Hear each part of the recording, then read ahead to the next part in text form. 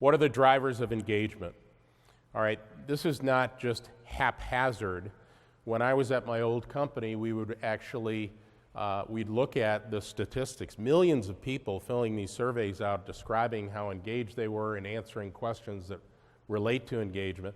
And we do on a quarterly basis a key driver analysis, and this is in the book, showing people, okay, these are the things that are most impactful to driving engagement.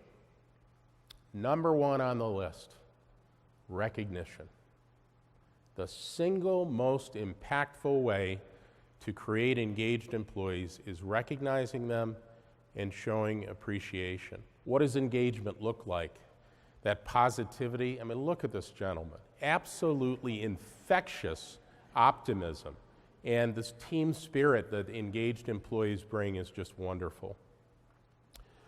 One of my passions outside of work, and that's another great best practice, by the way, if you're a manager or a leader, take the time to figure out what your people do outside of work. Be genuine and have a genuine interest in their lives.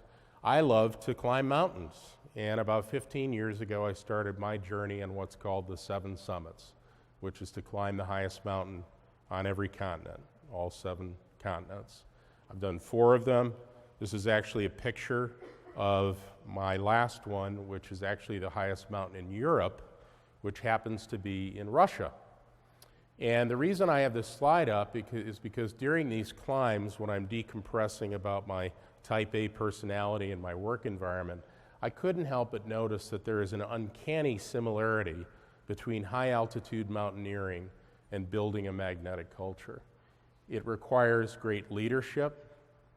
That person at the front of the line there is a guy named Vern Tejas. He's also known as Mr. Denali. He's summited Mount McKinley 77 times. He's the only human being to have climbed the 7 summits twice within a year. Think about that. That's Mount Everest twice, let alone Mount Vinson in Antarctica. A remarkable individual, a great leader who shepherds and sometimes carries his climbers to the summits and also listens to them. And each of the expeditions that I've been with Vern on began by him asking for feedback, saying we're about to embark on something that is fun, but it's also dangerous, and our goal is not to get to the top. Our goal is to get to the summit and come down safely. And 80% of all mountaineering accidents happen on the way down. People become complacent.